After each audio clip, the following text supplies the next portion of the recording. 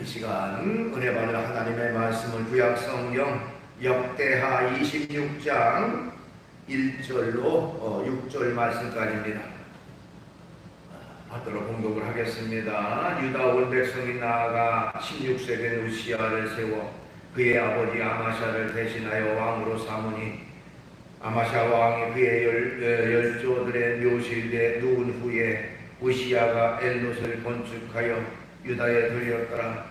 우시야가 왕에 오를 때의 나이가 16세라 예루살렘에서 52년간 다스리니라. 그의 어머니의 이름은 여볼리아요 예루살렘 사람이더라.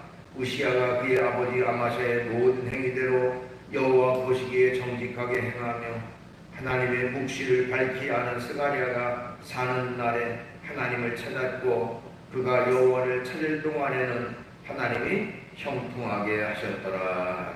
아멘. 말씀을 5절 말씀까지 만들어 공독을 했습니다.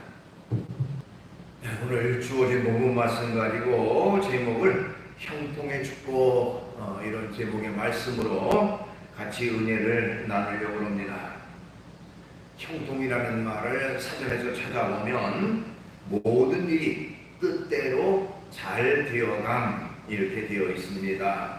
참으로 좋은 말이 아닐 수가 없어요. 우리가 인생을 살아가면서 자신이 하는 일이 잘 되어지는 이 형통이라고 하는 것을 싫어할 사람은 아무도 없을 것입니다. 누구나 다 자신이 하는 일이 잘 되어지기를 바라는 마음은 같을 것입니다. 성경에는 여러 종류의 형통이 나와 있습니다. 몇 가지만 찾아보면요, 행하는 길이 형통하게 해달라 기도하는 사람도 있었어요. 창세기 24장 42절에 여호와여 만일 내가 행하는 길에 형통함을 주실진데 이런 말이 나오는데 이 말은 아브라함의 종이었던 엘리에셀이 아브라함의 아들 이삭의 배필을 구하러 이제 갔다가 배필을 순탄하게 잘 만날 수 있게 해달라고 이제 기도하는 내용입니다. 또 하는 일이 형통한다는 내용도 나오는데요. 신명기 29장 9절 그런즉 너희는 이 언약의 말씀을 지켜 행하라 그리하면 너희가 하는 모든 일이 형통하리라 이렇게 되어 있습니다. 또 어디로 가든지 형통한다고 되어 있어요. 여호수아 1장 7절 오직 강하고 극히 담대하여 나의 종 모세가 내게 명한 그 율법을 다 지켜 행하고 우로나 좌우로나 치우치지 말라 그리하면 어디로 가든지 형통하리니 그랬습니다. 또 자손이 형통하게 해준다고 했습니다. 시편 128편 5절로 6절 여호와께서 시온에서 내게 복을 주실지어다. 너는 평생 예루살렘의 번영을 보며 네 자식의 자식을 볼지어다. 이스라엘에게 평강이 있을지로다. 또 모든 행사가 다 형통한다고 했습니다. 시편 1편 2절로 3절 오직 여호와의 율법을 즐거워하여 그의 율법을 주의하러 묵상하는가. 그는 시냇가에 심은 나무가 초를 따라 열매를 맺으며 그 잎사귀가 마르지 아니함 같으니 그가 하는 모든 일이 다 형통하리로다 이렇게 되어 있습니다. 어쨌든 성경에서는 모든 생활 속에서 형통한다고 하는 내용이 많이 나오는데요. 이 시간에 이제 그러면 어떻게 하면 형통의 축복을 받을 수 있겠는가? 즉 하나님께서는 어떻게 행하는 사람에게 형통의 복을 주시는가 하는 몇 가지를 같이 살펴보려고 합니다. 우선 하나님의 말씀을 지켜 행하면 모든 일이 형통합니다 하는 것입니다. 말씀을 지켜 행할 때에 신명기 29장 9절 말씀 보니까요, 그런즉 너희는 이 언약의 말씀을 지켜 행하라 그리하면 너희가 하는 모든 일이 형통하리라 이렇게 되어 있습니다. 또 신명기 28장 1절 네가 내 하나님 여호와의 말씀을 삼가 듣고 내가 오늘 네게 명령하는 그의 모든 명령을 지켜 행하면 네 하나님 여호와께서 너를 세계 모든 민족 위에 뛰어나게 하실 것이라 하는 말씀도 기록되어 있어요. 자, 우리가 하나님의 말씀 이렇게 말하기도 하고, 때로는 언약의 말씀, 또 약속의 말씀 이렇게 말하기도 합니다. 그 의미는 하나님의 말씀은 곧 하나님이 우리에게 약속하신 말씀이다, 언약하신 말씀이기 때문에 그렇습니다. 그래서 그 언약하신 말씀, 하나님의 말씀을 우리가 잘 지켜 행하면 하나님께서 형통하는 복을 주시겠다라고 약속을 하셨습니다. 그러면 언약의 말씀이라는 의미는 뭘까요? 그 말씀은 바로 성경 말씀 전체를 의미합니다. 그러니까 우리가 하나님의 말씀 전체를 그대로 믿고 따르고 순종할 때에 하나님께서 우리에게 형통의 복을 주신다는 겁니다. 여기 나와 있는 형통이라는 말은 히브리어로 사칼이라고 하는 단어를 쓰는데요, 번창하고 성공한다, 그런 의미를 담고 있습니다. 열왕기상 2장에 보니까요, 다윗 왕이 이제 자신이 세상을 떠날 날이 얼마 남지 않은 그런 상황에서 자기 아들 솔로몬에게 마지막 유언의 말을 남깁니다. 그때에 다윗은 솔로몬에게 하나님의 명령을 지켜라, 그리하면 무엇을 하든지 다 형통할 것이다 하는 마지막 그 가르침, 유언의 말을 해요. 열왕기상 2장 3절, 네 하나님 여호와의 명령을 지켜 그 길로 행하여 그 율법과 법률과 계명과 율례와 증거를 모세의 율법에 기록된 대로 지키라, 그리하면 내가 무엇을 하든지 어디를 가든지 형통할지라 그랬습니다.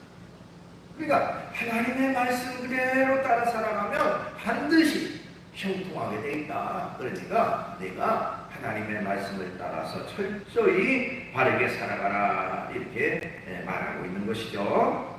자, 우리가 잘 아는 미국의 16대 대통령인 링컨이라는 사람은요, 그의 평생에 하나님의 보호하심과 축복하심과 인도하심을 받았던 사람입니다. 그는 수많은 고난과 어려움과 힘든 일을 당했을 때도 하나님의 말씀을 통해서 힘을 얻고 용기를 얻고 담대함을 얻었습니다. 그가 고백하기를, 나는 하나님의 말씀대로 철저히 살았더니 하나님께서 나를 미국의 대통령으로 만드셨다 하는 말을 했습니다. 하나님 말씀대로 살았더니 하나님의 나를 이 자리까지 이르게 하셨다라는 것이죠. 어떤 사람은 그런 말을 합니다. 우리 손에는 하나님의 축복이 들려져 있다.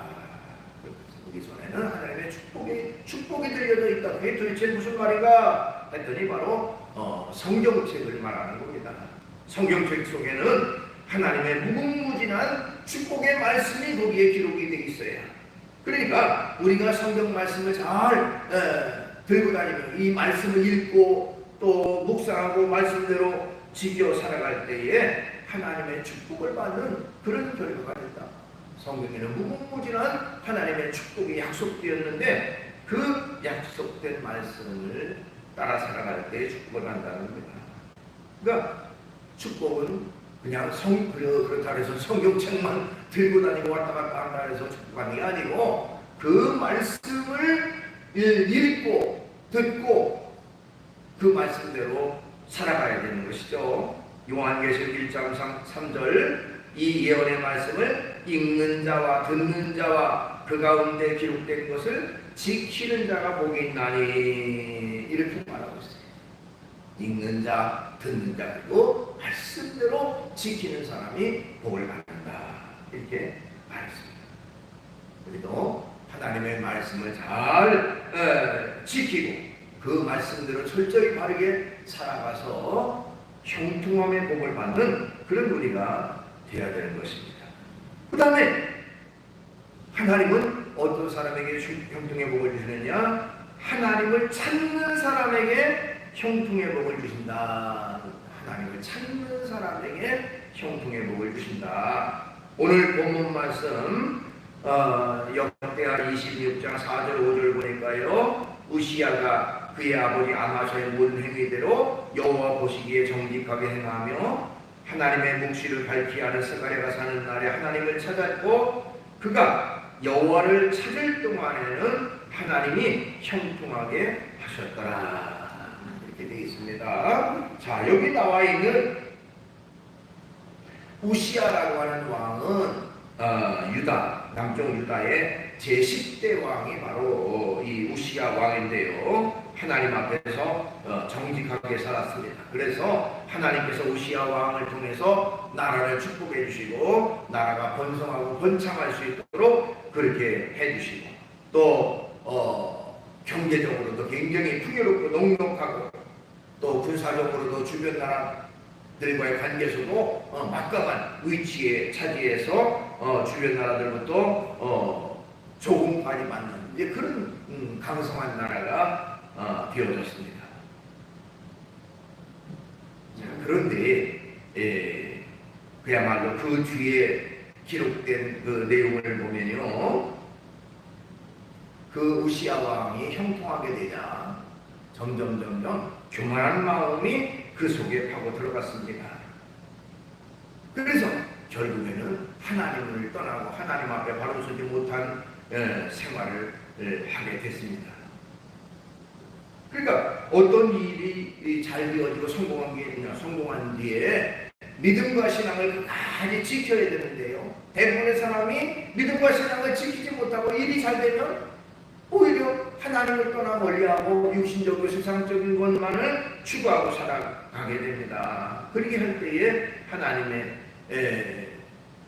은혜와 축복이 그에게 주어지지 않는다는 것이죠. 이 우시아 왕도요 점점 교만해져서 하나님을 떠나게 됩니다. 그리고 하나님의 말씀을 저버리고 하나님 앞에 불순종하게 되니까요, 그의 노년에 그 사람은 문둥병에 걸려서 왕궁에 지내지도 못하고 별궁에서 지내다가 결국에는 그가 죽자 역대 왕들은 왕들의 묘실에 앉아 이 무덤에 묻혔는데 그 사람은 거기에 묻히지도 못하고 근처 땅에 다른 곳에 장사 지냈다 그랬습니다. 역대하 26장 23절에 보니까요, 우시아가 그의 조상들과 함께 누움에 그는 나병 환자라 하여 왕들의 묘실에 접한 땅 곧 그의 조상들의 곁에 장사하니라. 그러니까 그 조상들의 묘실에 함께 장사되지도 못하고 따로 왕실 밖에 그 장사되는 그런 결과가 됐다. 어떻게 보면 하나님 앞에 불순종함으로 결과적으로 형통함을 받지 못하고 결국 축복에서 벗어나는 그런 사람이 되어졌다는 것입니다. 그래서 아까 보았던 말씀 역대하 26장 5절 하반절에 우시아 왕이 여호와를 찾을 동안에는 형통했다라고 하는 말이 바로 그 말이에요. 여호와를 찾을 동안에 형통하게, 하나님이 형통하게 하셨더라. 찾을 동안. 자, 그렇다면 여호와를 찾는다고 하는 말이 도대체 무슨 말일까? 그 말은 성전을 가까이 하고 가서 예배와 기도를 드리는 것을 바로 여호와를 찾는다고 하는 것을 의 의미라고 할 수가 있습니다. 즉 하나님을 찾고 하나님을 의지하는 동안 형통하게 하셨다 하는 것입니다. 그러나 하나님을 저버리고 육신적이고 세상적인 것을 따라갔을 때 하나님께서 그 사람에게 형통함의 은혜를 베풀 수가 없는 것입니다. 욥기 8장 5절로 7절에 보니까요, 내가 만일 하나님을 찾으면 전능하신 이에게 구하고 또 청결하고 정직하면 반드시 너를 돌보시고 네 의로운 처소를 평안하게 하실 것이라. 네 시작은 미약하여서나 네 나중은 심히 창대하리라. 이 말씀은 욥이 그야말로 고통과 괴로움 속에 있을 때에 욥의 친구였던 수아 사람 빌닷이라는 사람이 욥에게 와서 한 말입니다. 자, 그 사람의 말을 요약하면 바로 하나님을 간구하고 하나님을 찾으면 하나님께서 너를 반드시 돌보시고 평안하게 하실 것이다. 또 시작은 미약했지만 나중은 창대하게 될 것이다 라고 하는 그런 말이 되어집니다. 자, 우리가 하나님을 찾을 때에 하나님은 우리를 형통케 하시고 축복해 주십니다. 성경에 보니까요, 그러면 어떻게 하나님을 찾냐? 근데 성경에 보니까 하나님은 하나님을 찾는 사람에게 만나주시겠다고 했어요. 찾으면 만나준다니까 우리가 어떻게 하나님을 만나느냐 그렇게 고민할 필요 없이 하나님을 부르고 하나님을 찾을 때에 하나님은 반드시 그에게 만나주시겠다고 약속하셨습니다. 잠언 8장 17절 나를 사랑하는 자들이 나의 사랑을 입으며 나를 간절히 찾는 자가 나를 만날 것이니라 했습니다. 예레미야 29장 13절 너희가 온 마음으로 나를 구하면 나를 찾을 것이요 나를 만나리라 이렇게 되어 있어요. 그러니까 우리가 어떻게 하나님을 만나니 걱정할 필요 없이 간절히 찾으면 하나님을 만나주시겠다고 약속하셨습니다. 하나님을 간절히 찾는 사람이 하나님께서 형통함의 복을 주신다고 약속하셨습니다. 그 다음에 하나님의 성전을 사랑하는 사람이 형통의 복을 받는다 그랬습니다. 시편 122편 6절 예루살렘을 위하여 평안을 구하라 예루살렘을 사랑하는 자는 형통하리로다 이렇게 되어 있어요.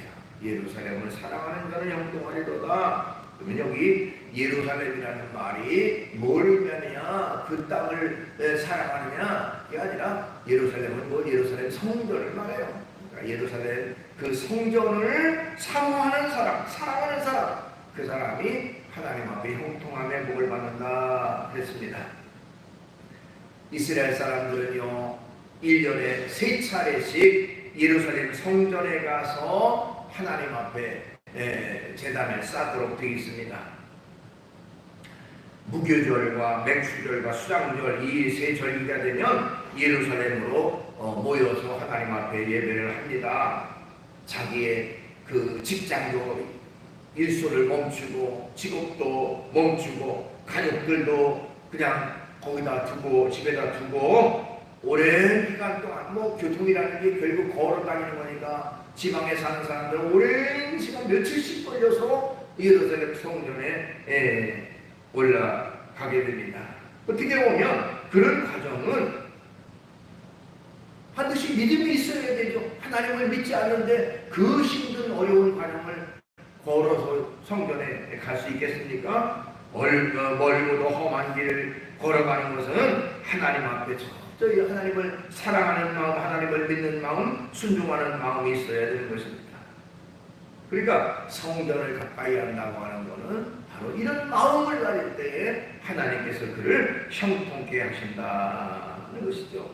여기 형통케 한다는 말은 히브리어로 샬바라는 단어를 썼는데 번성하고 풍부하게 하신다 하는 의미를 말합니다.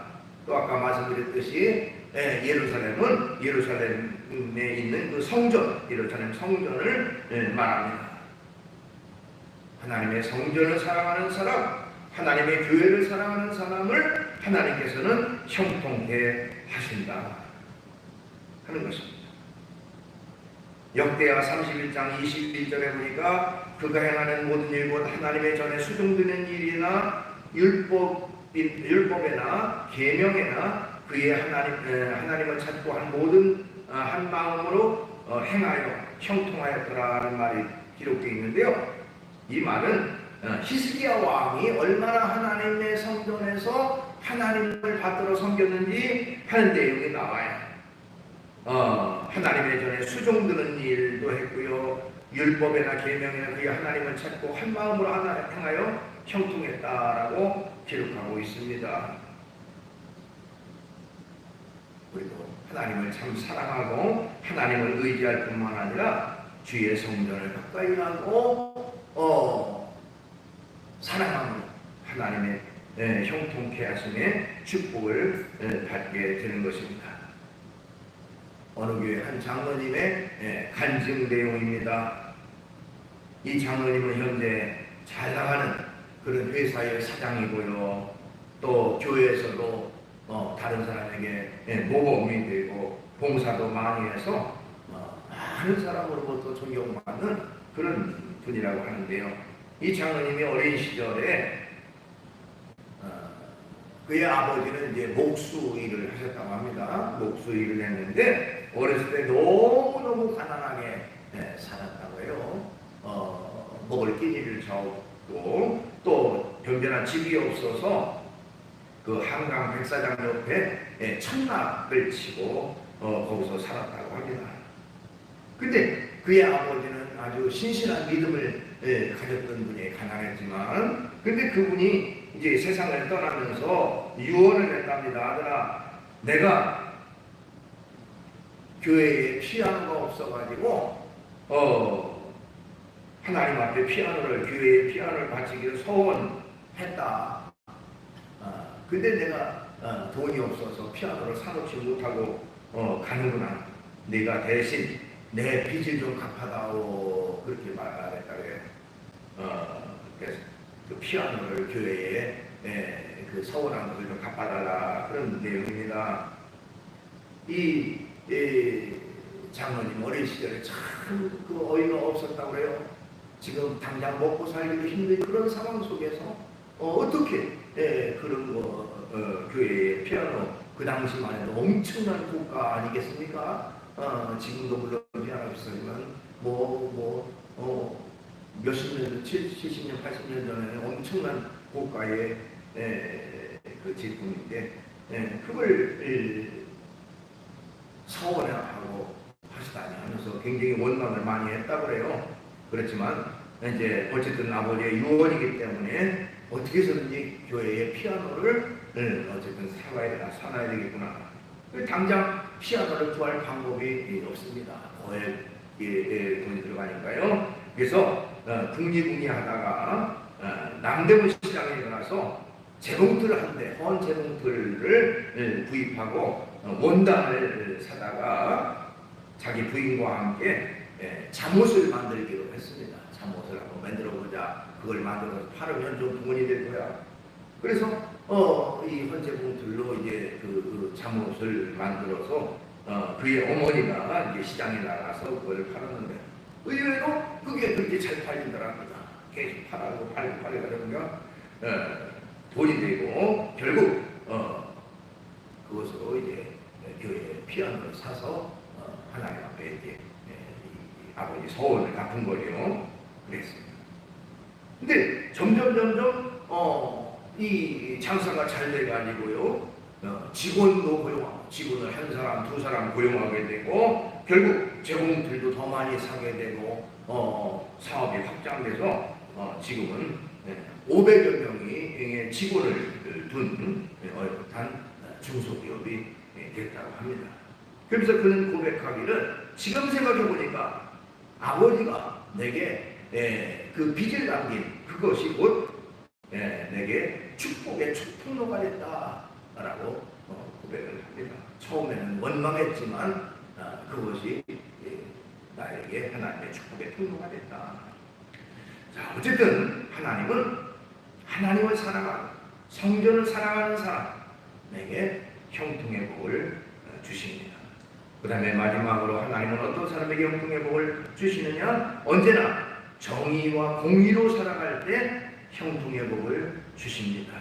예레미야 22장 15절로 16절, 내가 백향목을 많이 사용하여 왕이 될 수 있겠느냐? 내 아버지가 먹거나 마시지 아니하며 정의와 공의를 행하지 아니하였느냐? 그때에 그가 형통하였느니라. 그는 가난한 자와 궁핍한 자를 변호하고 형통하였나니 이것이 나를 알미 아니냐? 여호와의 말씀이니라. 그 말이 나와요. 이 말은 누구에게 한 말이냐면 하나님께서